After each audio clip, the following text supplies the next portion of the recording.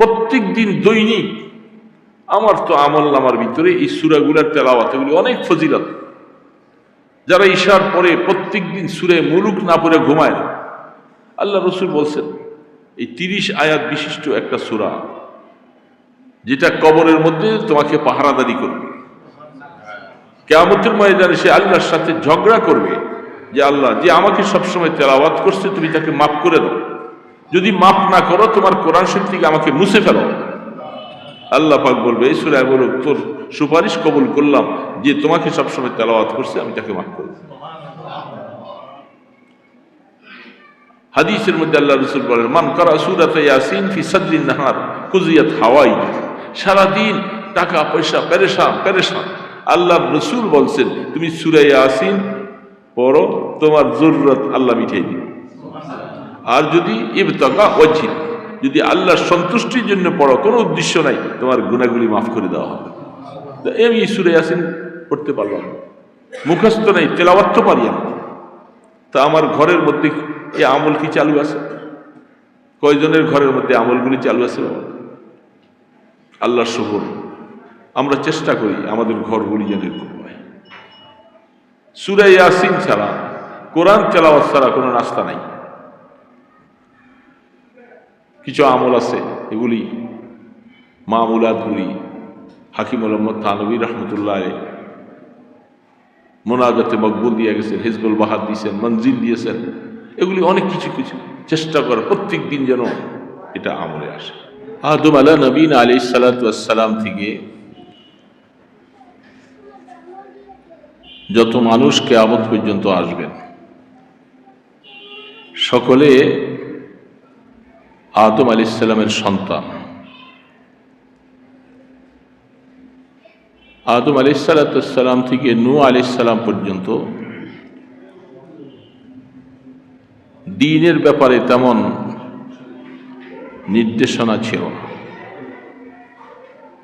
আদম আলাইহিস সালাম, শীস আলাইহিস সালাম, ইদ্রিস আলাইহিস সালাম যারা ছিলেন, ওই সময় দুনিয়াটা কি করে সাজাবে, কি করে মানুষের জীবন যাপনের অবস্থা হবে, এগুলি নিয়েই তখন আল্লাহর পক্ষ থেকে দিক নির্দেশনা ছিল। নূহ আলাইহিস সালাতু ওয়াস সালাম থেকে নিয়ে মানুষের দ্বীনের ব্যাপারে আল্লাহ পাক আয়াত নাযিল করতেছেন। ওয়া আওহাইনা ইলা নূহিন ওয়া আওহাইনা ইলাইকা কামা আওহাইনা ইলা নূহ। আল্লাহ সুবহানাহু ওয়া তাআলা বলতেছেন নূহ আলাইহিস সালাতু ওয়াস সালাম থেকে নিয়ে যত নবী রাসূল পৃথিবীতে আসছেন তখন থেকেই আমাদেরকে দ্বীন সম্পর্কে আল্লাহ পাক অবহিত করছেন, কি করে দ্বীন পালন করা যাবে, কি করে জীবন তৈরি করব, কি করে আমরা আখিরাতে দামি মানুষ হতে পারব। তখন থেকে সেই দিক নির্দেশনা শুরু হয়েছে। এর জন্য বুখারী শরীফের প্রথম হাদিসের বাবের মধ্যেও এই আয়াত দ্বারা ইমাম বুখারী রহমতুল্লাহ আলাইহি শুরু করেছেন। তো যাকে নূহ আলাইহিস সালামকে আদমে সানি বলা হয়, তার থেকেই নিয়েই অদ্যাবধি পর্যন্ত পৃথিবীতে যত মানুষ আমরা আসছি এদের মধ্য থেকে দুই ভাগে বিভক্ত। এক ভাগ ঈমানদার আর এক ভাগ হলো ঈমান ছাড়া। যারা ঈমানদার তারা আল্লাহ পাকের প্রিয়, নাজাত পেয়ে আল্লাহ পাক তাদেরকে জান্নাতে পাঠাবেন। আর যারা ঈমান ছাড়া তারা কাফের, মুশরিক, তাদের জীবনটা শরীয়তের বিপরীত পথে চলছে, তারা আখিরাতের নাজাতের কোনো প্রত্যাশা তাদের নেই। এটা আল্লাহ পাক স্পেশালভাবে বলেই দিয়েছেন। এই দুই সম্প্রদায় মানুষের মধ্যে যারা আমরা ঈমানদার, আমাদের ব্যাপারে আল্লাহ পাকের বিশেষ নির্দেশ যে তোমরা তোমাদের ঈমানকে যদি মজবুত করতে হয় তোমাদের জন্য দরকার হবে ওহির এলেম। ওহির এলিম হলো কোরআন এবং হাদিস। এই ওহির এলিম ছাড়া কোনো মানুষ দামি হতে পারবে না, আল্লাহ পাকের কাছে তার কোনো ইজ্জত হবে না। ওহির এলিমের মধ্যে প্রথম হলো কোরআনুল কারীম। আল্লাহ সুবহানাহু ওয়া তাআলা কোরআন শরীফকে জমিনবাসীর হেদায়েতের জন্য পথ প্রদর্শক হিসাবে আল্লাহ পাক কোরআন নাজিল করেছেন।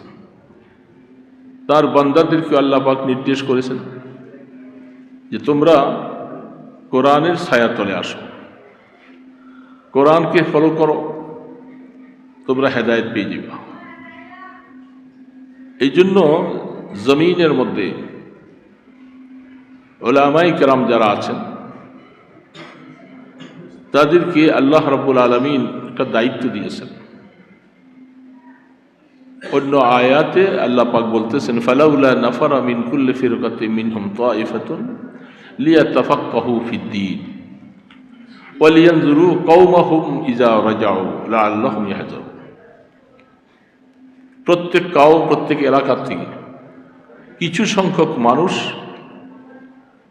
তারা তাফাক্কু ফিদ্দীন যেটাকে বলা হয়, অনেক ব্যাখ্যা আছে এটা, দ্বীনের গভীরতায় পৌঁছার মতো এমনভাবে এলিম অর্জন করবে যে এলিম শিখতে যেয়ে তারা দ্বীনের গভীর থেকে গভীরতম অবস্থায় তারা পৌঁছতে পারে। এরকম প্রত্যেকটা এলাকার থেকে কিছু মানুষ, কিছু আলেম তৈরি করা, এটা এলাকাবাসীরও দায়িত্ব, সমাজের মুসলমানদের দায়িত্ব। তারা এই দিন শিক্ষে, দিন গ্রহণ করে, দিন অর্জন করে কি কাজ করবেন? তারা শুধু নিজেরা জান্নাতে যাবে এই জন্যই তারা দিন শিখবেন? আয়াত এটা বলেন নাই। শুধু আমি বেহেশতে যাব, আমি জান্নাতে যাব, আর আমার ভাই বন্ধু, আমার প্রতিবেশী, আমার বন্ধু বান্ধব, আমার আত্মীয় স্বজন তারা জান্নাতের কাজ করে জান্নাতি হতে পারবে না, এটা বিশাল বড় কঠিন কথা। হাদিস শরীফের মধ্যে আসছেন এক জায়গায় আল্লাহ সুবহানাহু ওয়া তাআলা জিবরিল আলাইহিস সালামকে বলছেন, জিবরিল তুমি ওই শহরটাকে ধ্বংস করে দাও, যারা আছে সবাইকে নিয়ে ধ্বংস করে দাও। জিবরিল আলাইহিস সালাম বলছিলেন, আল্লাহ ওই শহরের মধ্যে আপনার এমন একজন বান্দা আছে, সে সব সময় আপনার ইবাদতে মশগুল, আপনাকে কখনো ভুলেন নাই, তাকে সহ আল্লাহ পাক বলেন যে তাকে সহ সবাইকে হালাক করে দাও। হাদিসের সামনে অক্ষর আছে, আল্লাহ পাক বলতেছেন তাকে সহ কেন? সে নিজেই শুধু জান্নাতে যাওয়ার জন্য ব্যস্ত ছিল। আমার বান্দা বান্দীদেরকে জাহান্নামের পথ থেকে ফিরাইয়া তাদেরকে জান্নাতের পথ দেখার ব্যাপারে তার কোনো পেরেশানি ছিল না।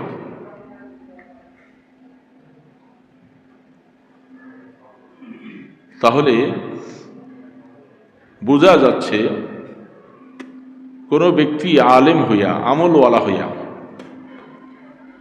তিনি শুধু নিজের জান্নাতে যাওয়ার জন্যই কাজ করবে, আল্লাহ পাক এটা পছন্দ করেন না। আল্লাহ পাক সেই আলেমকে এই জন্য দায়িত্ব দিয়েছে, তোমরা ইলম হাসিল করো, ইলম অর্জন করো, তাফাক্কু ফিদ্দীন তোমরা অর্জন করো, ইলমের গভীরতা থেকে গভীরতা অবস্থায় তোমরা ইলম হাসিল করো। করার পরে তোমাদের দায়িত্ব হবে ওয়ালিয়ানজুরু কওমাহুম, তোমার কওম, তোমার জাতি, তোমার বংশ, তোমার বন্ধু বান্ধব, তাদের সকলকে এনজার করো। এনজার মানে আখেরাতের ভয় ভীতি দেখাও, মায়ার সাথে। এনজার মনে হয় ভয় দেখানো। আল্লাহ পাক আমাদের নবীজির শানে বলতেছেন নজির ও বাশির, তার লকব টাইটেল দিয়েছেন, তাকে নজির বলা হয়। তিনিও তার উম্মতকে ভয় দেখাবেন। কিসের ভয় দেখাবেন? আল্লাহ পাকের শাস্তির ভয় দেখাবেন।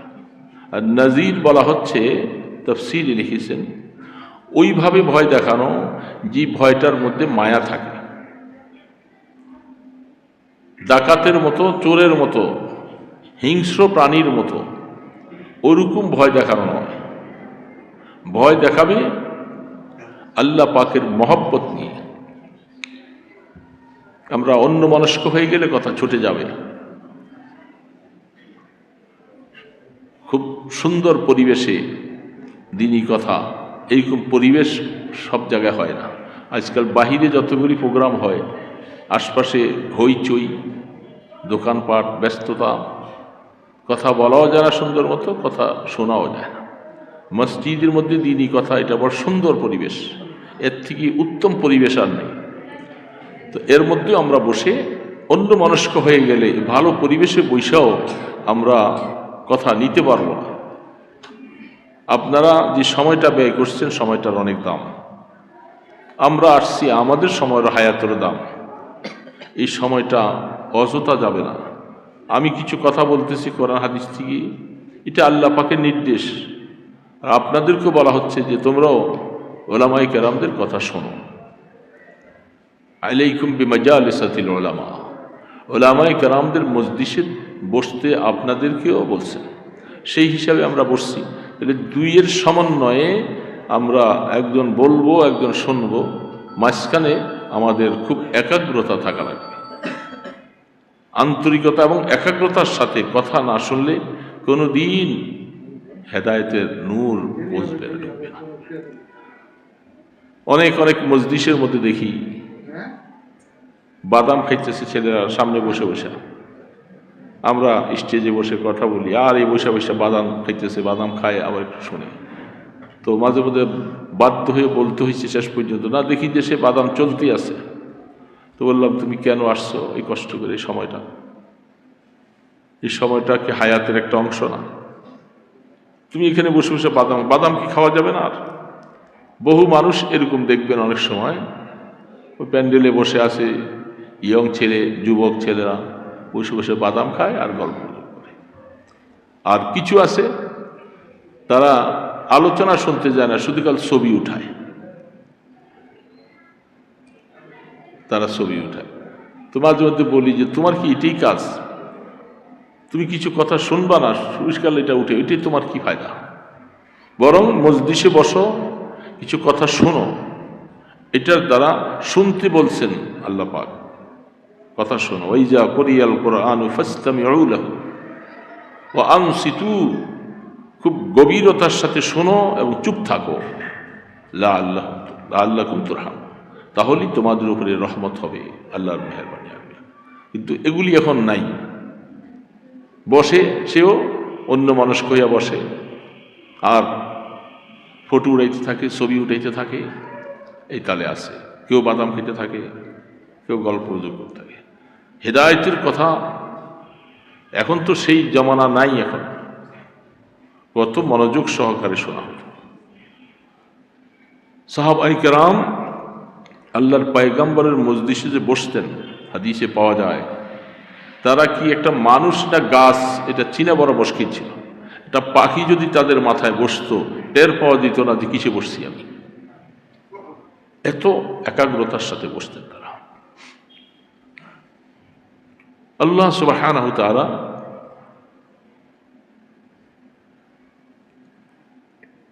এই একাগ্রতাটা আল্লাহ পাক মেহেরবানি করে এটা মানুষের মধ্যে রাখছেন। এটার দ্বারাই মানুষের দিন ঢুকবে, দিন আসবে, দিন তার ভিতরে হেদায়েতের নূর ঢুকবে। আর হেদায়েত ঢুকার জন্য আল্লাহ পাক যাকে বোবা বানান নাই, তাকে আল্লাহ পাক চক্ষু দিছেন, কান দিছেন। এই কান দ্বারা ঢুকবে, চক্ষু দিয়ে সে দেখবে, আর দিলের মধ্যে এটা জায়গা দিবে। এই জন্য কোরআন শরীফের মধ্যে আল্লাহ পাক বলছেন, ইন্নাস সামআ ওয়াল বাসারা ওয়াল ফুয়াদা কুল্লু উলাইকা আনহু মাসউলা। তিনটা শব্দ আল্লাহ পাক ব্যবহার করেছেন। কিয়ামতের ময়দানে এই তিনটাকে প্রশ্ন করা হবে। প্রথম নম্বর বলছেন কানের কথা, দ্বিতীয় নম্বরে বলছেন চোখের কথা। ইন্নাস সামআ ওয়াল বাসার ওয়াল ফুয়াদ। 3 নম্বরে বলছেন দিলের কথা, মানে দিলের মধ্যে কোনো একটা জিনিস পৌঁছতে হলে এই 2টার সহযোগী লাগবে। কানে শুনবে, চোখে দেখবে, তারপরে দিলে ঢুকবে। আমি ঠিক হেদায়েতের কথা কানে শুনলাম কিনা, চোখ দিয়ে আমি হেদায়েতের দিকে রাস্তা দেখলাম কিনা, তারপরে আমি এগুলাকে নিয়ে আমার দিলের মধ্যে আমি জায়গা দিলাম কিনা। আল্লাহ পাক প্রশ্ন করবে, চোখ কোথায় ব্যবহার করেছ, কানকে কোথায় ব্যবহার করেছিলাম। এই জন্য আল্লাহ পাক বলতেছিলেন, আলাম নাজআল লাকুম আইনাইন, আমি তোমাকে 2টা চক্ষু দেই নাই, তুমি চোখ কোথায় ব্যবহার করেছ, কোন কাজে ব্যবহার করেছ। চোখ দিয়া যা দেখার জন্য আল্লাহ পাক নির্দেশ করছে, চোখকে সেখানে ব্যবহার করো, তা না করে আল্লাহু আকবার আমার দুনিয়াবি কাজ কারবার এগুলি আমি ব্যবসা বাণিজ্য চোখ দিয়া করব, আমার ছেলে মেয়েদেরকে দেখব, স্ত্রী পুত্রদেরকে দেখব, মা বাবার চেহারার দিকে মায়ার নজরে তাকাবো। বহু মানুষ আছে সুযোগ পাইলেই ঘুরে ঘুরে আইসা মা বাবার চেহারার দিকে একটু মাজায় না, এবং ব্যস্ত থাকে, তারা আসে না, থাকে আরেক জায়গায়। আইসা জিজ্ঞাসা করে, মা আপনি কোথায়? মা হয়তো পাকঘরে আছে অথবা গোসলখানায় আছে। বাবা দাঁড়াও, মা আসছি যে আপনাকে একটা নজর দেখবো, হজের সব কামাই করবো, এই জন্য আসছি। সন্দেহ আছে নাকি? মা বাবার চেহারার দিকে মায়ার নজরে তাকাইলে আল্লাহ রসুল বলছেন কবুল হজের সওয়াব। কোরআন শরীফ দেখব, মসজিদের দিকে দেখে দেখে রাস্তার দিকে যাব, নেককার আল্লাহওয়ালাদের চেহারার দিকে তাকাবো, এটা চোখের কাজ। কান দিয়ে আমি শুনবো কোরআনের কথা, হিদায়াতের কথা, আজানের কথা, এগুলি শুনবো। যদি এই 3টাকে যদি কাজে লাগানো যায়, তাহলে ইনশাআল্লাহ সেই দিলের মধ্যে আল্লাহ হেদায়েতের নূর চমকাইয়ে দিবে। হেদায়েত এমনি আসে না। যতই যুবক ছেলে মেয়ে বিভিন্ন জায়গায় দেখেন, যারা নিরিবিলি বসে বসে হেদায়েতের কথা শুনতে চায়, আস্তে আস্তে করে তার জীবন পরিবর্তন হতে থাকে। সে বেনামাজি ছিল, এখন নামাজি হয়ে গেছে। আল্লাহ সুবহানাহু ওয়া তাআলা দেখেন, বুখারী আলাইহির রাহমা, তিনি বাপ হারিয়ে ফেলছেন একেবারে ছোট বয়সে। কথা প্রসঙ্গে আসছে, 2 ভাই তারা।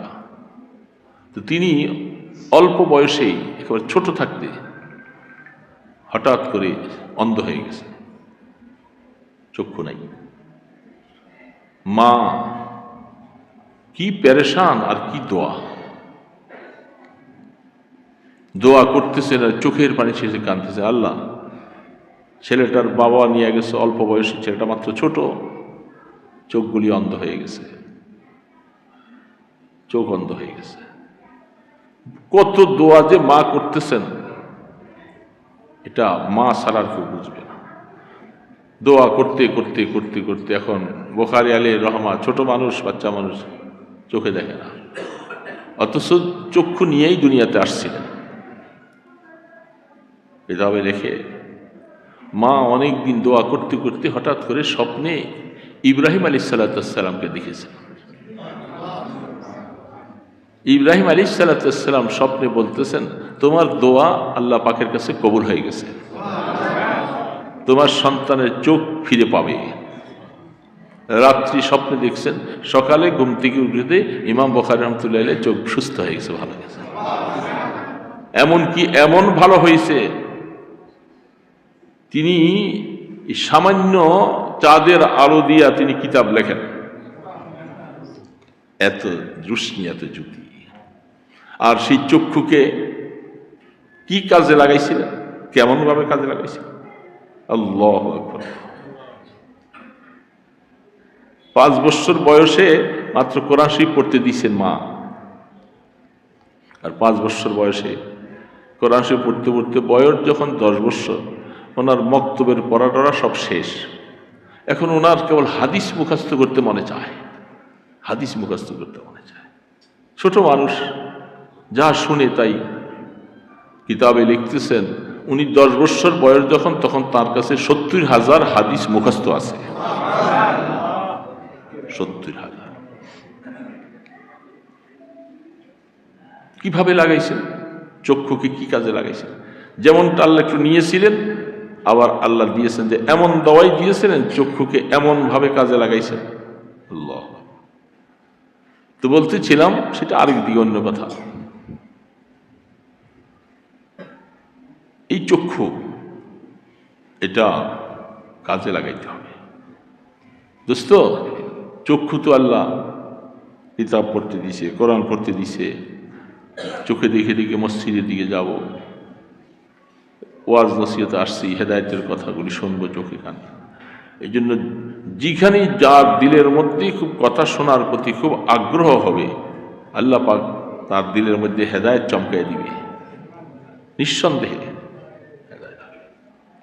আর যদি এলোমেলো থাকে, হেদায়েত আসবে না। তো আল্লাহ সুবহানাহু ওয়া তাআলা বলতেছিলাম, তিনি আল্লাহু আকবার ইলমের গুরুত্ব দিয়েছেন। যারা এলিম শিখবেন, এলিম শিখতে বলছেন, তবে কার ভাগ্যে আসবে এলিম, এটা ফয়সালা আসমানে হয়ে গেছে। আল্লাহ এলিম কাকে দিবেন এটা ফয়সালা হয়ে গেছে আগে। চেষ্টা আমরা করার পরে যখন দেখবো যার হয় না, বোঝা গেল যে এটা আমার তকদিরি মামলা। অনেক বাবা চেষ্টা করতে করতে দেখে, ওস্তাদ চেষ্টা করতে করতে সর্বশেষ অবস্থায় আর হচ্ছে না। তবে লেগে থাকা যায়, শেষ অবস্থায় যে বুঝতে হবে যে আমার তকদির নেই। তো তাহলে বলতেছিলাম যে হিদায়াতের কথা কানে শুনবো, দিলে দেখবো, চোখে দেখবো, আর দিলের মধ্যে নিয়ে বসাবো। তাহলেই তিনটা প্রশ্ন, তিন অবস্থায় যে প্রশ্ন করবেন আল্লাহ পাক, তিনটার জবাবটা সঠিক দেওয়া হবে। আর চক্ষু দিয়ে যদি আমি কেবল বেগানা দেখতে থাকি, বেপরদগি দেখতে থাকি, দোস্ত খেয়ানত হবে, চক্ষুটা খেয়ানত হবে। চক্ষু কি এই জন্য দিছিলেন আল্লাহ পাক? বেগানা নারী দেখে দেখে স্বাদ আর মজা চাকবে, চক্ষু আল্লাহ এই জন্য দেন নাই। এখন তো সমাজের মধ্যে এই চোখ দিয়ে সমস্ত গুণাগুলি দেখা হচ্ছে, রাস্তায় ঘাটে চলা বড় কঠিন। কোথায় যাব? শহরের মধ্যে, গ্রামগঞ্জে আপনি সম্ভবত 2-4-5টা মিনিটও চক্ষুটাকে গুণার থেকে বাঁচাইতে পারতেছেন না। যেদিক তাকাবেন সেদিকে ব্যাপারটা, সেদিকে ব্যাপারটা সাইলাম। বাজারে যাবেন, রাস্তায় যাবেন, যে কোনো জায়গায় যাবেন, কঠিনতম একটা জমানায় আমরা আসছি। আর এদিক থেকে আল্লাহ পাকের ওয়াইদ, আল্লাহ পাকের ধমকও অনেক শক্ত। আল আইনাইন জিনাহুমান নজর, যেখানে আল্লাহ রসুল বলছেন এই দুইটা চক্ষু, এটার জেনা কি? অপাত্রে নজর করা, অপাত্রে বারবার নজর করা আর দেখতে থাকা, চাইতে থাকা, এটা হলো চোখের জেনা।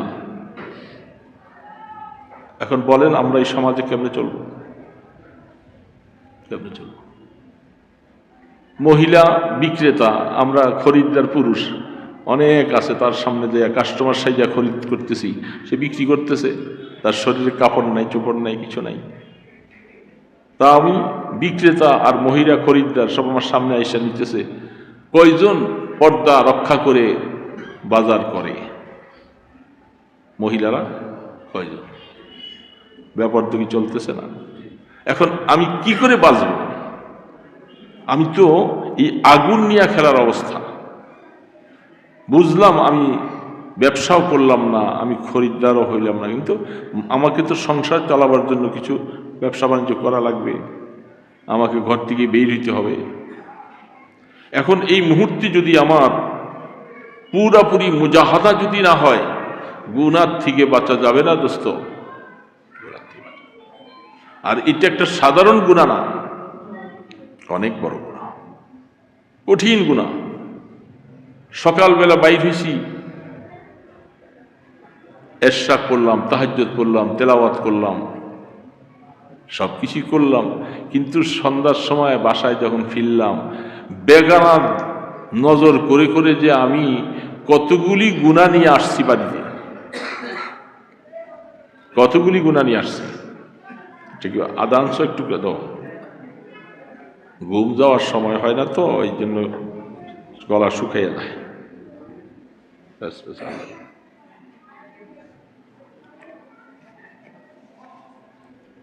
আমি সকালবেলা বাইর হইলাম পরিষ্কার অবস্থা, সন্ধ্যায় বাসায় আসছি, কি কামাই করে আসছি,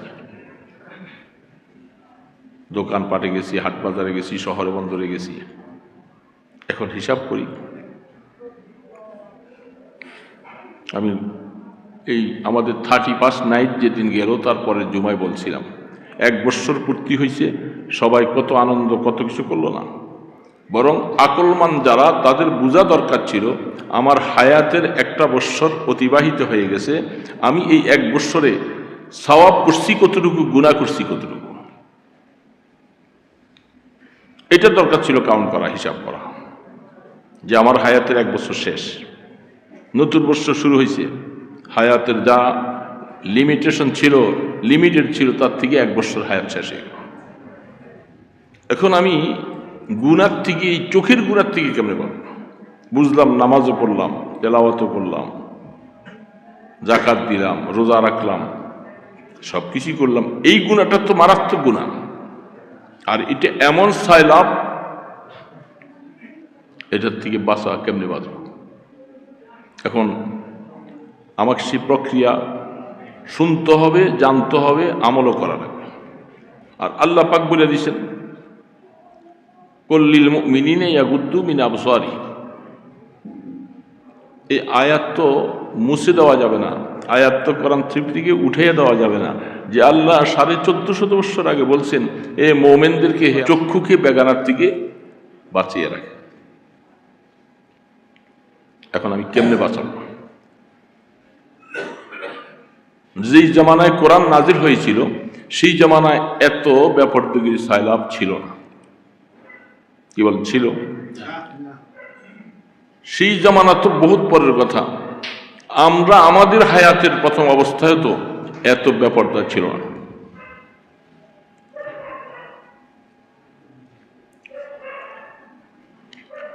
আজ থেকে প্রায় 34 বছর আগের কথা, যখন প্রথম বৎসর আল্লাহ পাক হজে নিয়েছিলেন 90 সালে, আমাদের কালীবাজারের আল্লাহ হোসেন আহমদ সাহেব ছিল, একসাথে আমরা ছিলাম, যিনি ইজতেমার মধ্যে খামোশ, ভাই খামোশ থাকি, ময়দানকে সবসময় কাবু করতেন। তো বসে আছে, একই বিল্ডিংয়ে ছিলাম, হুজুর আমাকে বলতেছে আব্দুল আওয়াল শোনো, তিনি বলতেছেন যে আমি তার অনেক আগের থেকে হজ করতেছি, সারা হেরেমের মধ্যে টোটালি মিলেয়া আমার মনে হয় 2-4 হাজার মহিলা পাওয়া গেছে একবারে সারা হেরেমে হজের বছর। আর ওই সময় দেখলাম যে প্রচুর মহিলা। তারপর থেকে যখন যাওয়া শুরু করলাম, সুবহানাল্লাহ, মহিলাদের জন্য না তাওয়াফ করতে পারি না সাই করতে পারি, তাদের চাপের চোটে এত সংখ্যা বাড়ছে তারা। এখন বাবে উম্মে হানি এটা যখন ভাঙে নাই, ওইখানে বাংলাদেশের ওলামায়ে কেরাম, পাকিস্তানের, ভারতের এক জায়গায় বসতেন, মাঝে মধ্যে পরস্পরে কথাবার্তা বলতেন। তখন কিছু কথা আসছে এমন যে তাওয়াফ করা যেগুলি, এগুলি নফল, ফরজ নামাজ পড়ছি আমি, উমরা আদায় করছি, সব কিছু করছি, এখন বারবার করে ডেইলি 2-4টা তাওয়াফ করতে মনে চায়। এখন এই তাওয়াফ করা তো নফল, নফল না? বলেন নফল নাকি? বুঝেন নাই কথা? ওই তাওয়াফ করা তো নফল। এখন আপনি তাওয়াফ করতে যাইয়া বেগানা নারীর সাথে আপনার ধাক্কাধাক্কি আর ঘষাঘষি যে চলছে, এখন আপনি কি করবেন? তাওয়াফের ভিড়ের চোটে, বিশেষ করে বিকাল শেষের দিকে মাগরিবের পরে, ওই সময় এত ফেটটা, মহিলারা সহ চাপ সহ আপনি এমন ভিড়ে পড়ে গেলেন। এখন আপনি নফল কামাই করতে যাইয়া বেগানার সাথে যে আপনার ঘষাঘষি লাগবে, আপনি তো ফেরেশতা না, আপনি তো মানুষ, তাই আপনি কি করলেন? এই জন্য তখন অনেকে বলতো ওই কথা, পারতপক্ষে ওই দূরে দিয়া আস্তে আস্তে করে মহিলার থেকে দূরে সইরা থেকে ওই দূর দিয়া করো, এই ভিড়ের মধ্যে ঢুকো না, ঢুকতে গেলেই তোমার এখানে অনেক গুনাহ হয়ে যেতে পারে। এখন আমরা অনেকে যুবকে বলি, এই আমি অল্প সময় 20 মিনিটে আমার এক তওয়াফ শেষ, 7 চক্করে এক তওয়াফ শেষ হয়ে গেল, আর দূরে দিয়া করতে সময় লাগে। এই জন্য ভিতরে ঢুকলাম, ভিতরে ঢুকে আমি পাইলামটা কি? মহিলাদের সাথে ঘষাঘষি পাইছি। এটার নাম তো শরীয়ত না। তোমার দিন কোনটা এটা বুঝতে হবে, এটা তো শরীয়ত না। আপনার এই তওয়াফ না করলে গুনাহ হবে না। আপনি উমরা করছেন, সুযোগ পাইছেন, নামাজ পড়তেছেন, বাইতুল্লাহ ঘর দেখতেছেন, কিন্তু তওয়াফ করতে গেলেই এখন এই ব্যাপার। বলেন এটা কি ঠিক না ব্যাঠিক? এরকম চলতেছে না এখন? এখন কি তওয়াফের মধ্যেই হালাত না? এখন প্রায় আপনার 100 ভাগের মধ্যে প্রায় 45 ভাগ হয়ে গেছে মহিলা, 55 ভাগ হয়তো পুরুষ। আর কয়েকটা দিন পরে দেখা যাবে যে সমান সমান। এখন বলবেন, আপনারা অনেক সময় বলেন, হুজুররা আছেন এখানে, মহিলাদের যদি হজ ফরজ হয়, মহিলার হজ ফরজটাও কত শর্ত সারায় দিয়া ফরজ করছে শরীয়ত। আমার মতো আপনার মতো তো পাগল না। একটা মহিলার উপরে হজ ফরজ হতে যাইয়া কতগুলি শর্ত দিছে। মোহরম শর্ত, মোহরম নিয়ে দিতে হবে। এখন আজকাল মোহরমের দাঁড় দাঁড়ে না, কাফেলার সাথে চলে যায়। কি বলেন, ঠিক না ভাই? ঠিক। তারপরে যদি কোনো মহিলার উপরে হজ ফরজ হয়, সেই মহিলা তার মোহরেম নিয়ে যাওয়ার জন্য ওই মোহরেমের টাকাও মহিলাকে বেয়ার করতে হবে। এরকম 2 জনের টাকা হইলে তখন তার উপরে হজ ফরজ হবে। মোহরেম ছাড়া। তারপরে কিভাবে বোরকা আবৃত্তি করে ওনাকে তওয়াফ করতে হবে, কিভাবে হজের আহকামগুলি আদায় করতে হবে, এগুলি সব কিছু আছে। এখন সেগুলির কোনো বালাই নেই। এখন হজটা পিকনিকের মতো হয়ে গেছে, ওমরাটা এখন পিকনিকের মতো হয়ে গেছে। পর্দাও নাই, বোরকাও নাই, ইত্যাদি অবস্থা। তো যাই হোক, আমি বলতেছিলাম যে চোখের কথা। এখন কোরআন তো নাজিল হয়েছে 1450 বছর আগে। তো কোরআন কি পাল্টানো যাবে? জমানার হালাতে, জমানার উপরে চিন্তা ভাবনা করে কি কোরআনের হুকুমটা কি পাল্টাবার ক্ষমতা কারো আছে? নেই। কোনো আলেম, ফাজেল, মুহাদ্দিস, মুফতি যতই হোক না কেন, কোরআনের হুকুম পাল্টানো যাবে না। এখন আল্লাহ যে বলছেন চক্ষুকে বেগানার থেকে হেফাজত করতে। এখন আমি রাস্তায় বাইর হব, দোকানে যাব, গার্মেন্টসে যাব, ফ্যাক্টরিতে যাব, আমার চোখ আমি কেমনে বাঁচাবো? পাশাপাশি আল্লাহ সুবহানাহু ওয়া তাআলা বলছেন তুমি চক্ষুকে নিচের দিকে রাখো। শয়তান ডান দিক থেকে আক্রমণ করবে, বাম থেকে করবে, সামনে করবে, পিছন থেকে করবে। 2টা দিক খালি থাকে।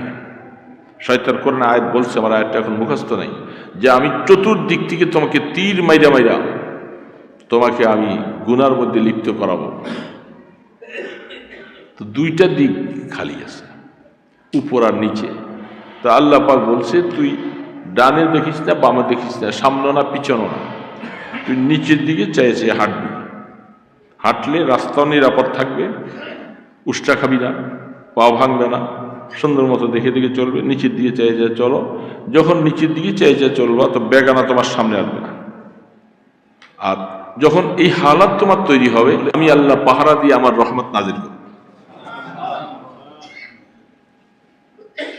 তুমি নিরাপদ থাকবা। নিরাপদ। এখন আমরা তো বাইর হইয়েই গেল, ডানে চাই, বামে চাই, এদিক চাই, ওই দিক চাই, ওইদিক না চাইলে ভালোই লাগে না। হাকিম মোহাম্মদ থানভী রহমতুল্লাহ আলাইহি লিখছেন মালফুজাত,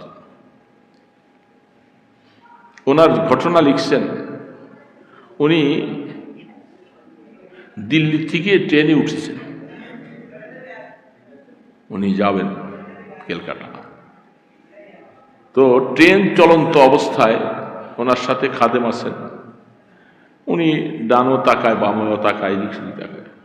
ট্রেনটা যখন স্টেশনে আইসা সে দাঁড়িয়ে গেল, তখন থানবী রহমতুল্লাহ আলাইহি উনি মাথার নিচের দিকে দিয়া রুমাল দিয়ে উনি বসে থাকে যতক্ষণ ট্রেনটা এখানে দাঁড়ানো আছে। তো জিজ্ঞাসা করলেন খাদিম হযরত কেন করলেন? বলে যে এখন বড় স্টেশন তো, ওই পাশে আবার ট্রেন আরেকটা দাঁড়ানো আছে, আর আমিও ট্রেনে আসি। তো ট্রেন দাঁড়ানো অবস্থায় সাধারণভাবে ওই ট্রেনের মধ্যে বেগানা নারী আছে। আমি যখন ওই দিকে যখন তাকাবো চাইবো, তখন আমার বেপরদে হবে, চোখের জেনা হয়ে যেতে পারে, চোখের গুনাহ হবে। এই জন্য ট্রেনটা যতক্ষণ এখানে হোল্ড করে থাকে ততক্ষণ পর্যন্ত আমি নিচের দিকে থাকি। আবার ট্রেন ছাড়লে তখন, কারণ ট্রেন চলন্ত অবস্থায় কিছু দেখা যায়, ঠিক না ব্যাটি বলে? ট্রেন চলন্ত অবস্থায় দেখা যায়, শস্য করে চলে যায়। এতটুকু পর্যন্ত এহতিয়াত করেছেন হাকিমুল উম্মাত থানবী রহমতুল্লাহ, এমনি থানবী হয়নি। তো আল্লাহ সুবহানাহু ওয়া তাআলা আরেকটা জিনিস দেখবেন, এটা হলো, এটা কোনো হাদিস নয়, এটা কোরআন নয়, এটা বাস্তব একটা পরীক্ষা। যখন চক্ষু আল্লাহ পাক বলছেন যে তুমি তোমার গুনাহ মাফ করার জন্য তুমি তওবা করো, আর বিভিন্ন হাদিসে পাওয়া যাচ্ছে তুমি আমার কাছে চোখের পানি ছেড়ে ছেড়ে কাঁদো, তাহলে তোমার গুনাহটা মাফ করবো আমি তাড়াতাড়ি। চোখের পানি, মান বাকা মিন খাশিয়াতিল্লাহ মান বাকা মিন। এখন অনেক সময় দেখবেন যে চক্ষুটা বেগানা নারী দেখে দেখে শুধু স্বাদ আর মজা নেয়, আপনি দেখবেন পরীক্ষা করে, উনি মুনাজাত করবে, হাত তুলবে, রব্বানা জালামনা বলবে, কাঁদতে চায়, চোখে পানি আসে না, চোখে পানি আসে না।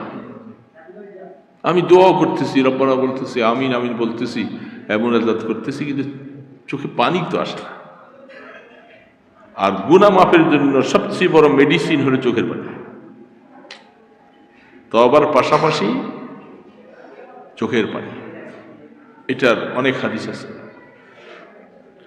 এখন চোখে পানি আসে না কারণ আমার এই চক্ষুটা কবিরা গুনাহ করছে, দৈনিক বেগানা নারীর দিকে দেখে দেখে চক্ষুটা কবিরা গুনাহ করতেছে।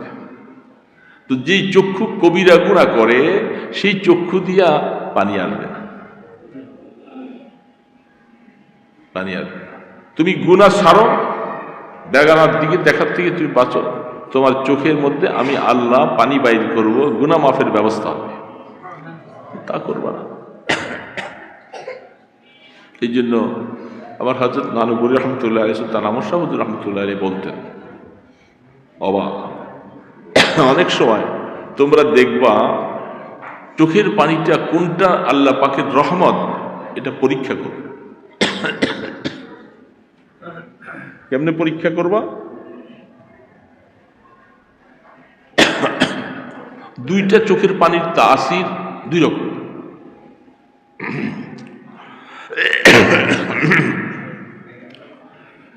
ঠান্ডায় গলার মধ্যে খুচখুচ করে,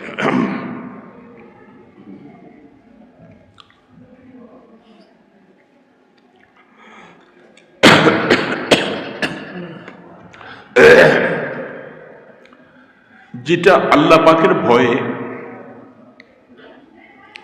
আল্লাহ পাকের কাছে তওবা করে দোয়া মুনাজাত করে আপনি কাঁদবেন, ওই চোখের পানিটা আপনার গালে আসলে গালের মধ্যে ঠান্ডা লাগবে। এটা আপনি পরীক্ষা করবেন, এটা আল্লাহওয়ালা বলছেন। দেখবেন চোখের পানিটা গালে আসলে চোখের পানিটা আপনার এই গালটার মধ্যে ঠান্ডা ঠান্ডা। আর দুনিয়ার কোনো কাজে, অসুস্থতায়, মা বাবা মারা গেছে, উষ্টা খাইয়া পড়ছি, ব্যথা পাইছি, তখন যদি কান্না হয়, এই চোখের পানির তাসির হলো গরম।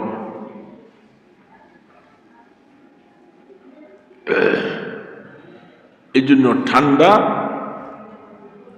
আল্লাহ রসুল তিনি বলতেন যে আমার কাছে ঠান্ডা পানিটা খুব প্রিয়। হাদিসের মধ্যে আছে ঠান্ডা পানি প্রিয় ছিল। অনেক দূর থেকে আল্লাহ রসুলের জন্য সেই কূপের থেকে পানি আল্লাহ রসুলকে খাওয়াইতেন ঠান্ডা। তো এই চোখের পানিটা ঠান্ডা আর ওটা গরম।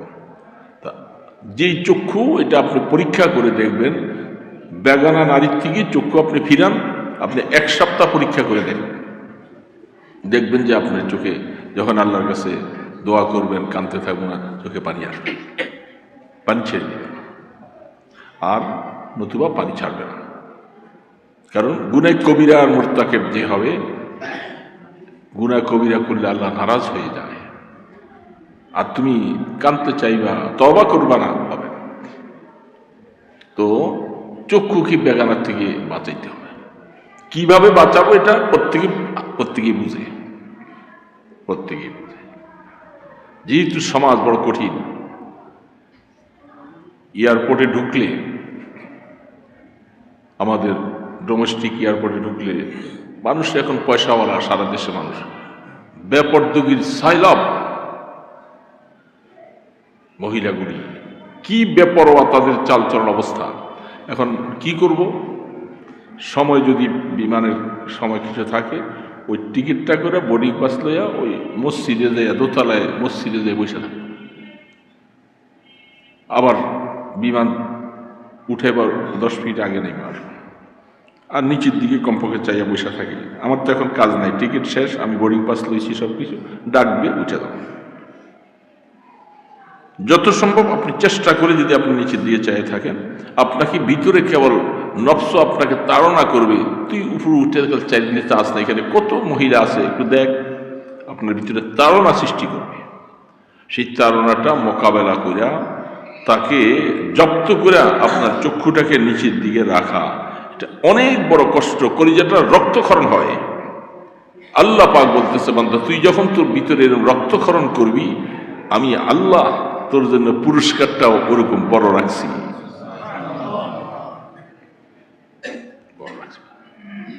তো যাই হোক, আমি এক চোখের কথা থেকে আইসা অন্যদিকে চলে আসছি। আয়াত পড়েছিলাম, তাহলে প্রত্যেকটা মানুষের জিম্মাদারি তার এলাকায়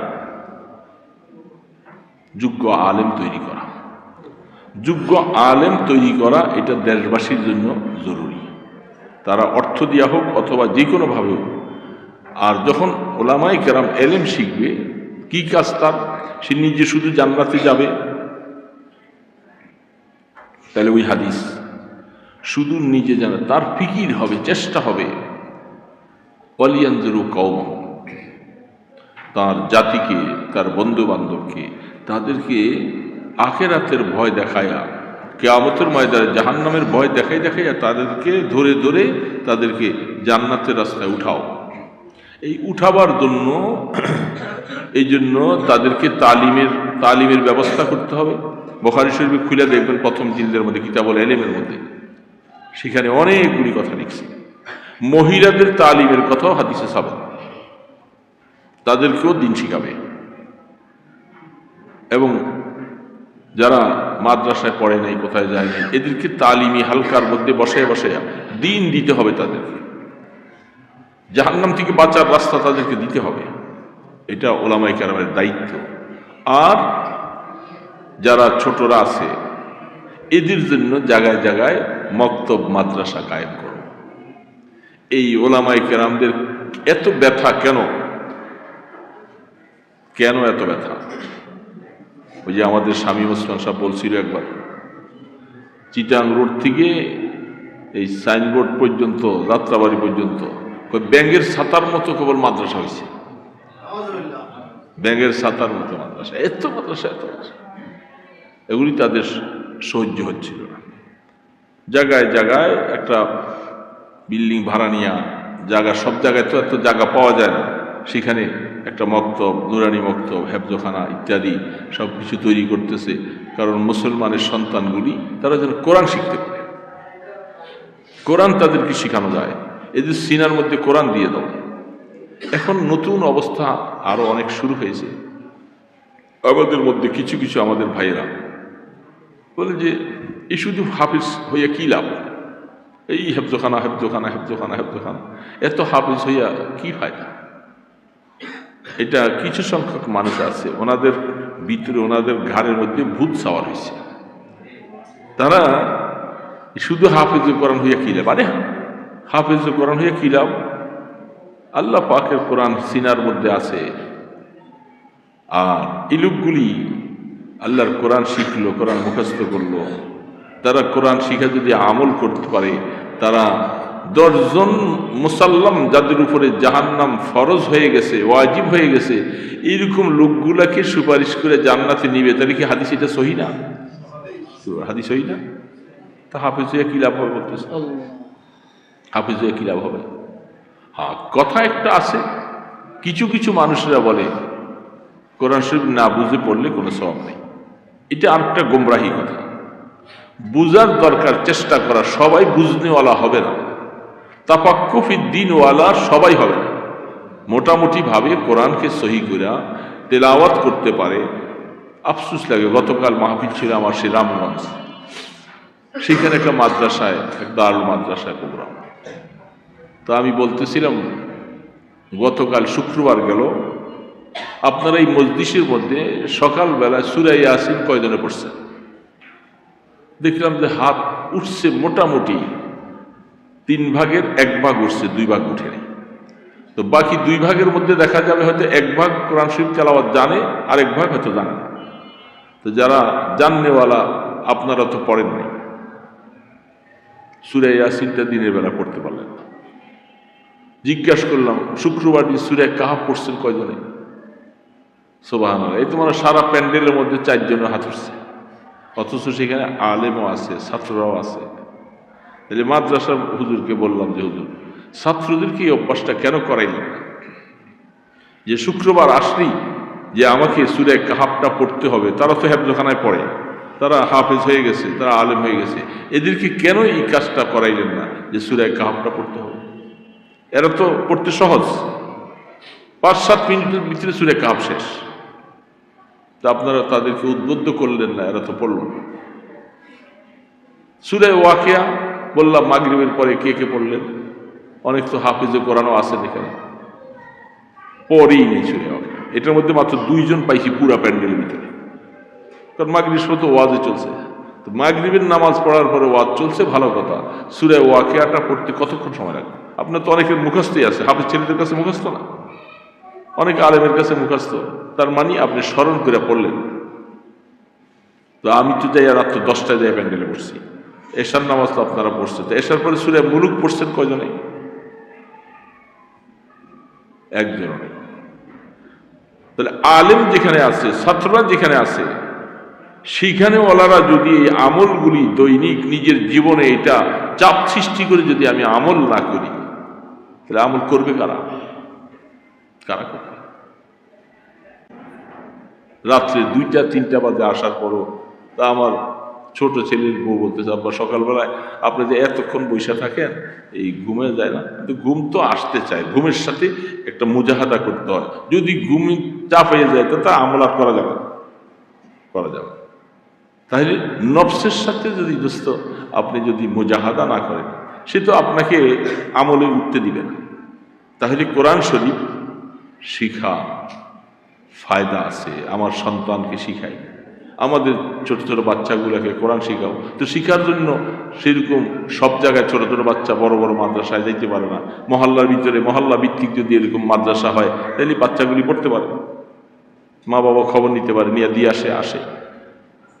তাহলে এই মাদ্রাসাগুলির দ্বারা এই ফায়দা। তো ওলামাই কেরামের এই মাথার হেডেক এত ব্যথা কেন? ওয়ালিয়ানজুরু কওমাহুম যারা, যেটা আল্লাহ পাকের নির্দেশ। তুমি ইলম হাসিল করছো, তুমি একাই শুধু জান্নাতে যাইবা না, না, তোমার কাজ হলো এই কওমকে তুমি আল্লাহর পথ দেখাও, তাদেরকে রাস্তায় উঠাও, বুঝি বলো তাদের। এই আজকের সমাজের কত যুবক ছেলেপেলেগুলি মোড়ে মোড়ে রাস্তায় বসে বসে এই শুধু ফেসবুক আর মোবাইল ইউটিউব এগুলি দেখে দেখা রাত্র কাটাইয়া দেয়। বাবারও খবর নাই, মারও খবর নাই, ছেলে কই আছে। এই সন্তানগুলি সব উল্টাপাল্টা হয়ে যাচ্ছে। মা বাবা জিজ্ঞাসা করে না যে রাত্রে কই, কোথায় থাকবে। কিন্তু আল্লাহর শুকর, এটা মাদ্রাসার ছাত্রদের বেলায় খুব কম। বলেন কি ঠিক না ব্যাঠিক বলেন? যারা মাদ্রাসায় ছেলেগুলি লেখাপড়া করে, ওস্তাদের নিগরানিতে থাকে, এবং ছুটিতে বাড়িতে গেলেও অল্প সময় গেছে, মা বাবা খেয়াল করে তুই মাদ্রাসার থেকে আসছো, সময় মতো বাসায় আসলো কিনা, বাসায় ঘুমাইলো কিনা খবর নেই। আর স্কুল কলেজে কতগুলি ছেলে ফেলে বকাটে, রাত্রে 2টা-3টা বাজে আড্ডা মারে, দেখি তো আমরা সব আড্ডা মারে, তাদের হাতের মধ্যে সবাই হাত ধরে অবস্থা। এই পরিস্থিতি। এখন আপনি এর থেকে আপনার সন্তানকে আপনি কেমন করে বাঁচাবেন? এই সোনার সন্তান, এই সন্তানগুলি, সন্তানের জন্য কতই না দোয়া করলেন, কত কাঁদছেন যে আল্লাহ আমাকে একটা সন্তান দাও। অনেকে পুত্র সন্তান চাইছেন, আল্লাহ দিছে। এটাকে যদি মানুষ বানাইয়ে দিতে না পারেন, এই সন্তান তো আপনার জন্য অবাল হবে, মুসিবত হবে। তখন একদিন বলবেন যে হ্যাঁ, এরকম সন্তানের জন্য আল্লাহর কাছে দোয়া করছি, এরকম বকাটে হবি, আমাকে কাঁদাবি, আমাকে চোখের পানি ছাড়াইবি, তোর জন্য আমি এখন মুখ দেখাইতে পারবো না। এরকম সন্তান হওয়ার থেকে তো না হওয়া ভালো ছিল। কি বাবা, ঠিক না ব্যাঠিক বলে? এই সন্তানদেরকে, এটা তো একটা সম্পদ, এটাকে মানুষ বানাইতে হয়। মানুষ বানাবার জন্য সবচেয়ে বড় মাধ্যম আল্লাহ পাক যেই দিক নির্দেশনা দিয়েছেন, এর থেকে সুন্দর দিক নির্দেশনা পৃথিবীর কোনো মানুষ দিতে পারবে না, যে তাকে আগে মাদ্রাসায় ঢুকাও, আগে পরে তুমি তাদের ডক্টর বানাইবা, ইঞ্জিনিয়ার বানাইবা, অনেক কিছু বানাইবা, সেটা পরে করো।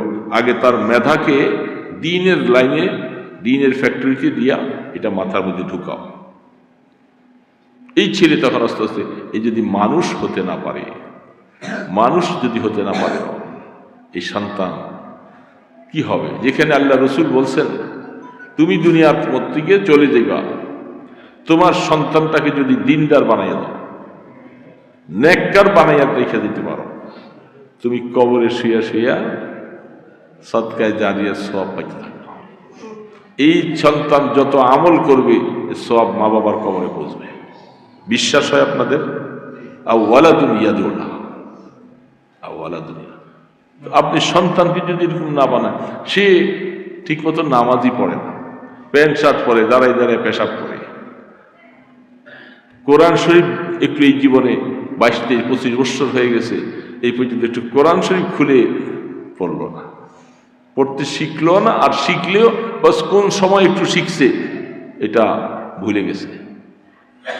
আপনার সন্তান তো কোরআন পড়লো না, আপনি তাকে ভালো বানাইবেন কি দিয়া? শুধু তাবিজ লিখে লিখে গলায় ঝুলাই দিলে চলবে? তাবিজ লিখে গলায়। এই জন্য সন্তানের পিছনে আপনাকে নিগরানি করতে হবে। মাদ্রাসার লাইনে আল্লাহ পাক এই সুযোগটা দিয়েছেন। ছোট ছোট বাচ্চাগুলি, আশ্চর্য লাগে যে বাচ্চাটা আপনার এই সমপরিমাণ বাচ্চাই 2 বছরের বড় আপনার বাসায়, সে সকাল 8টা পর্যন্ত 9টা পর্যন্ত ঘুমে, আপনার ডাক দেন না, মায়া কইরা। ছেলে মানুষ ঘুমিয়ে থাকে, তার নামাজ ফরজ না, অসুবিধায় ঘুমিয়ে থাকে।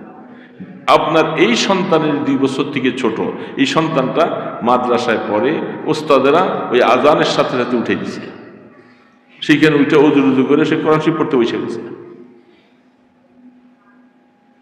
সে একেবারে স্বাস্থ্য আপনার এই ছেলের থেকে একবারে খারাপ হয়ে গেছে গা স্বাস্থ্য।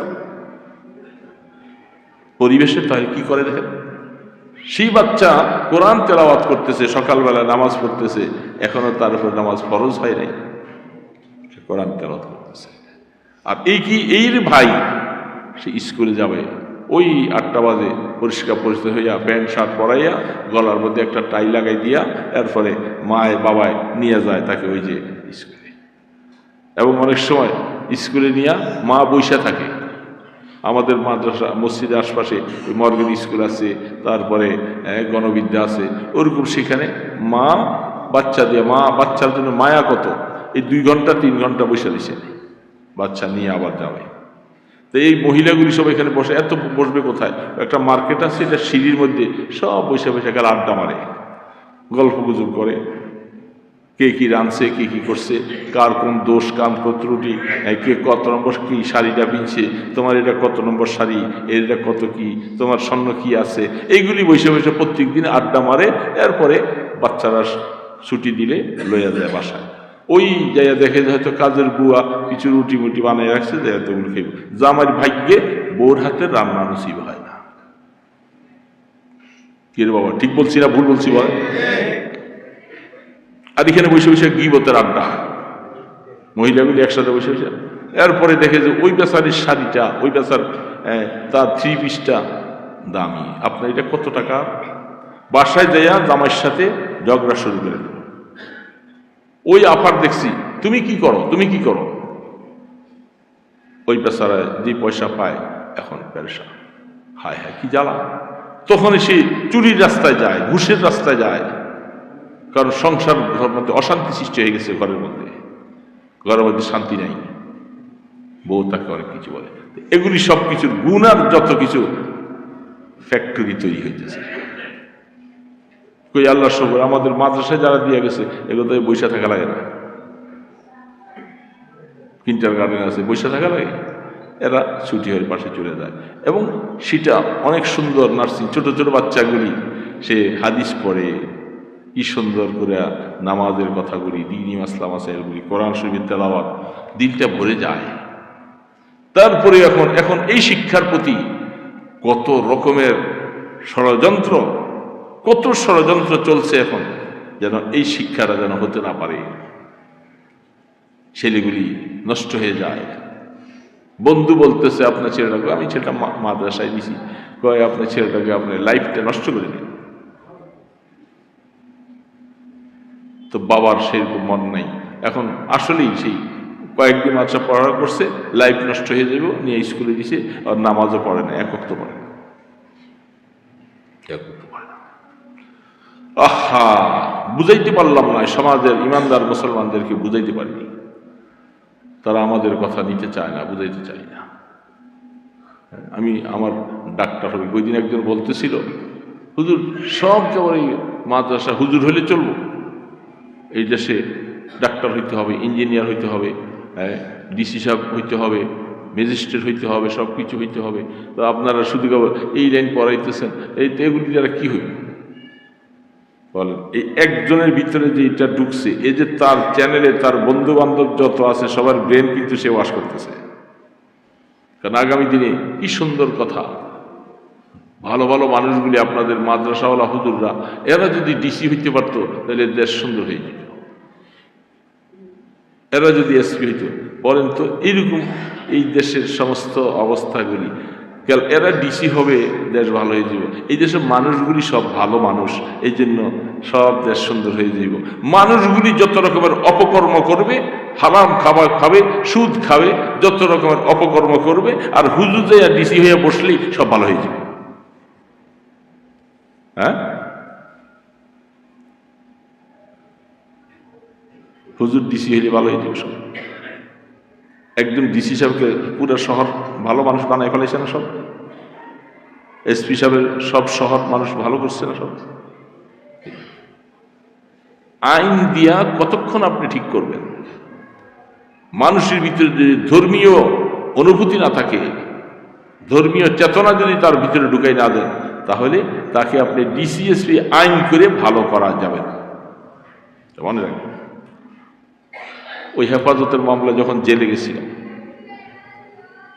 তো জেলে যখন গেলাম, আমি একদিন আমাদের ডিসি সাহেবকে বলছি, এসপি সাহেবকে বলছিলাম একটা মিটিংয়ের মধ্যে, জেলখানায় যাইয়া দেখলাম যে সেখানে মদ চলে, সেখানে হিরোইন, সেখানে গাঁজা, ইয়াবা। জেলখানায় নিলেন, সেখানেও এগুলি চলে, ঘুষ চলে, সবকিছু চলে। তাহলে জেলখানায় কেন নিছেন? সেখানে কোনো নার্সিং নেই। আমরা যারা মামলায় আসামি হুজুররা গেছিলাম জেলে, আমাদের হুজুররা আমাদের অধীনে যে সমস্তগুলি কয়েদিগুলি ছিল, আমাদের মধ্যে আমরা চেষ্টা করছি, তাদের মধ্যে আমরা যে কদিন থাকি তাদেরকে, তোমাদের কোনো কাজ নাই এখানে, তোমরা একটু দিন শিখো। তাদেরকে একটু বুঝাইছি যে আসলে এই জেলখানার থেকে বাইরে তোমার জীবনটা যেন ভালো হয়ে যায়, তুমি নামাজি হও। অনেকে কিছুই জান না, কিচ্ছু জান না। তো সেইখানে যদি নার্সিং না হয়, মানুষকে যদি দিনের ব্যাপারে উদ্বুদ্ধ করে দিন শিখানো না হয়, এই জেলখানায় বছরের পর বছর থাকলে কোনো পরিবর্তন হবে না। বাইরে সে ডাকাইতে থাকে, সে আরো উল্টাপাল্টা সব কিছু করে। এই জন্য ডিসিএসপি সবকে হুজুর নিয়ে বসাই দিবেন, আর হুজুরদেরকে সবাই এই দেশে সব হুজুর দিয়ে বসাই দিব। এই দেশে মানুষ কি এরকম হয়েছে? এই দেশের মানুষ কি এরকম চায়? এই যে আমাদের ইসলামী আন্দোলন, ইসলামী হুকুমতের জন্য কত স্লোগান চিল্লে দিতেছে, মানুষ যতক্ষণ পর্যন্ত ঠিক না হবে ততক্ষণ পর্যন্ত ইসলামী হুকুমত হবে না। মানুষকে আগে দিন বুঝতে হবে, ইসলাম বুঝতে হবে। শতকরা আমাদের দেশে ব্যাংকগুলির মধ্যে জামাই মরে গেছে বা জামাই আছে, কিছু পয়সা ছেলে কামাই করছে কয়েক লাখ টাকা, এগুলি নিয়ে সব ব্যাংকে নিয়ে রাখছে। এখন ব্যাংকের থেকে প্রতি মাসে মাসে যেই টাকাটা আসে এটা দিয়ে তার সংসার চলে, তার টাকাটা আর ভাঙলো না। বলেন তো এটা কি হালাল? তো হারাম খাইলেন। তারপরে হারাম খাই মানে গুজিয়া বিল হারাম মালবাসাও হারাম আন্না ইস্তাজাবু দাও। যে হারাম খাবে, লেবাস হারাম পড়বে, আল্লাহ পাক বলে তোর দোয়া তো আসমানে পৌঁছবে না। আপনি এখন বলতেছেন আমি কেমনে চলবো, ব্যবসাও বুঝি না, কিছু বুঝি না, টাকাগুলি তো এমনি খাইতে থাকলে শেষ হয়ে যাবো। এই জন্য ব্যাংকে আপনাকে সুন্দর জায়গা দিছে। ব্যাংকের এই সিস্টেম কি জায়েজ কিনা আশরাফিয়ার হুজুরের কাছে জিজ্ঞাসা করছেন? জিজ্ঞাসা, আমরা তো সেখান থেকে লাভ আইনাই না খাইতেছি। এই জন্য দোস্ত বলতেছিলাম আল্লাহ সুবহানাহু ওয়া তাআলা যারা তোমরা ঈমান আনছো তোমাদেরকে আল্লাহ ঈমানের দ্বারা অনেক সম্মানিত করেছেন, আল্লাহ পাকের কাছে অনেক দামি বানাইছেন। বিশেষ করে তোমাদের মধ্যে থেকে যাদেরকে আমি ইলম দিয়েছি, যাদের সিনার মধ্যে আমি কোরআন হাদিস দিয়েছি, তাদের মর্যাদা আরো অপরিসীম মর্যাদা তাদের। এটা আল্লাহ পাক এদেরকে মর্যাদা কথা বলতেছেন, আর আপনারা বলতেছেন এরা সমাজের বোঝা। সমাজের বোঝা দোস্ত, এরা সমাজের বোঝা না। মাদ্রাসাগুলি সব বন্ধ করে দিয়া দেখেন, 2টা বছর থাকেন না, সিগাল কুকুরের মতো জীবন হবে। আল্লাহ বুঝবে না, দিন বুঝবে না, ঈমান বুঝবে না, হালাল হারাম বুঝবে না। হাদিসের মধ্যে আসছে, বুখারীতে হাদিস আসছে, আল্লাহ রসুল বলেন কিয়ামতের আগে ইলম উঠে যাবে, মদ পান বেশি হবে, জেনা যত্রতত্র শুরু হবে, মহিলার সংখ্যা বেশি হবে। এক একজনের জিম্মায় কমপক্ষে 50 জন মহিলার ভরণ পোষণের দায়িত্ব আসবে। তখন সাহাবায়ে কেরাম প্রশ্ন করলেন, আসলে ইলম উঠে যাবে কিভাবে? মানুষের সিনার থেকে উঠাবে? রাসূল বলছেন বিকবজিল উলামা, আস্তে আস্তে উলামায়ে হাক্কানি রব্বানি যারা আছে এদেরকে আল্লাহ পাক আস্তে আস্তে উঠে নিয়ে যাবে। যখন উঠে নিয়ে যাবে ওই জায়গাটা আর পূরণ হবে না, জাহালত বাড়বে, মূর্খতা চলে আসবে, এবং কিছু মানুষ দিন না এটাকে দিন বানাবে, এলেম কালাম নাই, উল্টা পাল্টা মানুষকে চালাবে। বড় আফসোস লাগে। এই যে এলেমের যে কি দরকার, এলেম যে কত গুরুত্ব বুঝতে পারি। হাজরতে কথা মনে পড়ল, বুখারী শরীফের 67 নম্বর হাদিস, না 68 নম্বর, সেখানে কিতাবুল ইলমের বহসের উপরে লিখেছে ইলমের গুরুত্ব সাহাবায়ে কেরামদের কাছে কত ছিল, তাবিঈন যারা ছিলেন তাদের কাছে কত ছিল, এটা বুঝতে না। একজন সাহাবী আব্দুর রহমান ফাররুখ, উনি সাহাবী ছিলেন। উনি ওই সময় বনি উমাইয়ার সময় খোরাসানে উনি জেহাদে যাবে। জেহাদের নাম লিস্টি লেখাইছে। উনি যাওয়ার সময় ওনার স্ত্রীর পেটের মধ্যে সন্তান সম্ভাবনা হয়েছে। এই অবস্থায় এই সময়ে উনি যাচ্ছেন। তো যাওয়ার সময় বিবির হাতে 30,000 দিনার দিয়ে গেছে, আমি তো জেহাদে চলে যাচ্ছি, তুমি নিজে চলবা, আর তোমার পেটের সন্তানটা যদি আল্লাহ পাক ছেলে দেয় তাকে মানুষ বানাইবা, তাকে এলেম শিখাইবা, এলেম শিখাইবা তাকে। এই ওসিয়ত করে হযরতে রবিয়াতুর রায় রাহমাতুল্লাহ আলাইহি, অনেক বড় তাবী ছিলেন, আজাল্লা দরজার তাবী, অনেক সাহাবী দেখছেন। তিনি নিজ তাবিয়ে ছিলেন। তিনি লিখছেন, তিনি হাদিসের রাবি। বুখারী রহমতুল্লাহ আলাইহি হাদিস আনছেন। ইমাম মালিক রহমতুল্লাহ আলাইহি ওনার শাগরিদ, ওনার ছাত্র। কত বড় আলেম! বাবা তো চলে গেছেন, সন্তান প্রসব হয়েছে মার ঘরে, বাবা সফরে। মা এই সন্তানকে লালন পালন করে বড় হইয়া নাম রাখছেন রবিয়া। ছেলে মক্তবে যাওয়ার উপযুক্ত, আস্তে আস্তে আস্তে বড় হইতেছে, লেখাপড়া শিখাইতেছে। আল্লাহর শুকর, লেখাপড়া শিখতে শিখতে এত বড় আলেম হয়েছে। মসজিদে নববীর মধ্যে উনি যত যারা ফকিহ ছিলেন এর মধ্যে সবচেয়ে বড় একজন ফকিহ তিনি ছিলেন। তিনি হাদিসের দরজ দেন, ফেকা পড়া। 27 বছর পরে বাবা ফররুখ দেশে আসছে। কয় বছর পরে? আজীব কথা, আল্লাহু আকবার। বাবা দেশে আসছে যুদ্ধের পোশাক সাথে, তীর হাতে। ঘরের বাড়িতে আইসা উনি ওনার বাড়িতে গেছে, যেতে বাড়িতে দরজা আছে, গেট আছে। উনি ঘোড়ার থেকে নামছে, নাইমা আর দরজাটার মধ্যে পা দিয়া ধাক্কা দিয়া দরজা খুলছে। ধাক্কা দিছে, দরজা খুলে গেছে। ভিতরে, গেটের ভিতরে নজর করে দেখে যে একজন যুবক আইসা ওনাকে দেখা রক্ত চক্ষু করে ফেলছে। কারণ একজনের বাড়িতে ঘরে অনুমতি ছাড়া ঢোকা জায়েজ নেই, কোরআন নিষেধ করছে। আনতা দাখালতা হারামি, তুমি আমার হারামের মধ্যে ঢুকছো। গরম হয়ে গেছে। যখন গরম হয়ে গেছে, কারণ শরীয়তের উল্টা কাজ দেখলে অনেক সময় অনেকেই গোসা হয়ে যায়, ওলামায়ে কেরাম অনেকে সহ্য করে। উনি বলতেছেন, আরে তুমি কি এখানে? এটা আমার বাড়ি, আমার বাড়ি, তুমি কি এখানে আমার হারেমের ভিতরে ঢুকছো? তোমার পানিশমেন্ট হবে, বিচার হবে, এখানে কেন তোমাকে দেখা হবে? দুইজনে খুব কথা কাটাকাটি হচ্ছে। পাশের বাড়ির লোকজন দুইজনের কথা শুনে তারাও আসছে।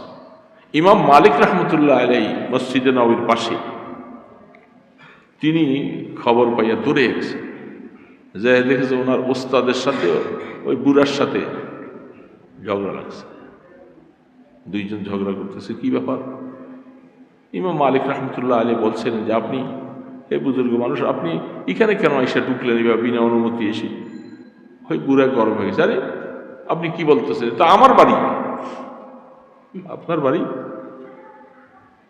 আমার নাম আব্দুর রহমান ফররুখ, আমি তো সেই ব্যক্তি, আমি 27 বছর আগে জেহাদে চলে গেছিলাম, আজকে আসছি। এই কথা বলতেছে, দুইজন কথা কাটাকাটি হচ্ছে। অন্দর মহলে মহিলা হযরতে রবিয়া, ওনার মা দূরেই আসছে। আইসা ফররুখ নাম শোনার পর উনি সামনে চোখ খুলে নজর করে দেখে যে ওনার স্বামী। আরে উনি বলতেছেন তো আমার স্বামী, তখন বলতেছেন এই তো আমার ছেলে রবিয়া। এতক্ষণ ঝগড়া চলতেছিল, এবার বাপ বেটা দুইজনে বুকে জড়াইয়া কান্না। আমার ছেলে, ছেলে বলতেছে আমার বাবা চিনি না।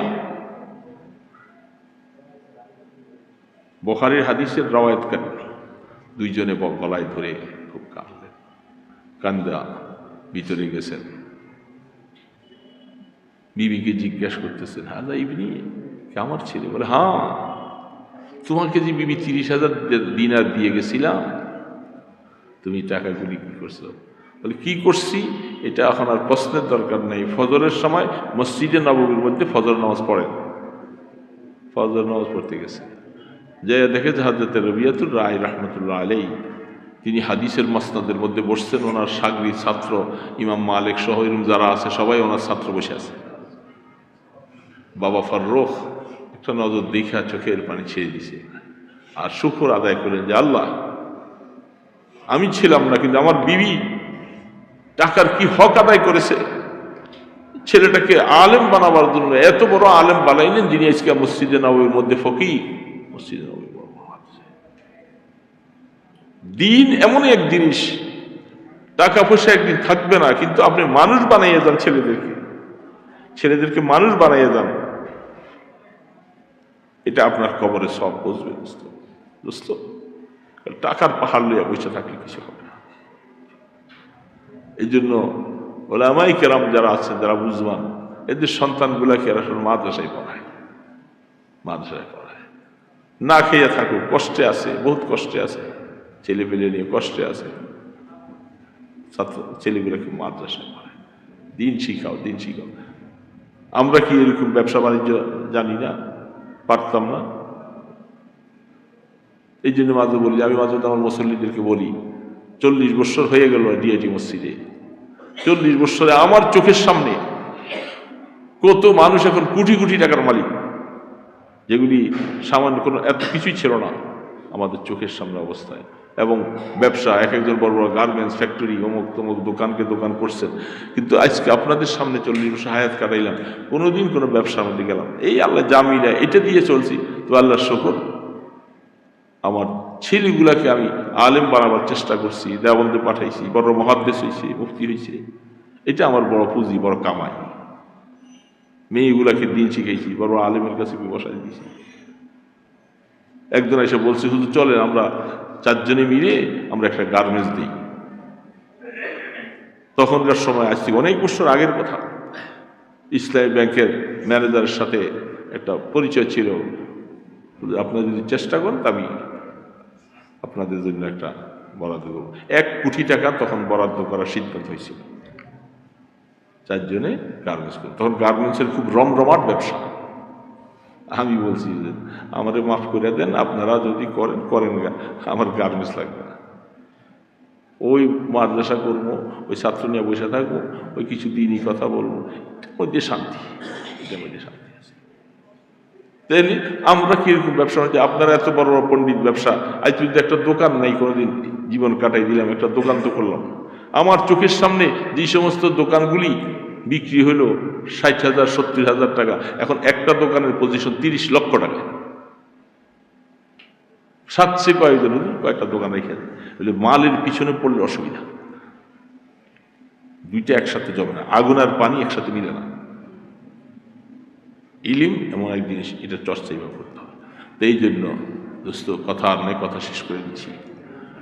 তো আল্লাহ সুবহানাহু ওয়া তাআলা আমাদের সন্তানগুলাকে ইলম শিখার জন্য চেষ্টা করে, মানুষ বানাবার জন্য চেষ্টা করে। এটা বড় পুঁজি, দুনিয়া থেকে চলে যাবেন ইনশাআল্লাহ, কবরে দিয়ে শান্তি পাবেন, কবরে দিয়ে। এই জন্য আল্লাহ রাসূল দোয়া শিখিয়েছে, আল্লাহুম্মা ইন্নী আউযু বিকা মিন ইলমিন লা ইয়ানফা ওয়া মিন কলবিন লা ইয়াখশা ওয়া মিন নাফসিন লা তাশবা ওয়া মিন দাওয়াতিন লা ইস্তাজাবু লাহা। আল্লাহু আকবার। মনীষা আসছে? আচ্ছা, হুজুর আরেকটা কোথায় জানি মাহফিল কইরা আইছে, আর আমগুলো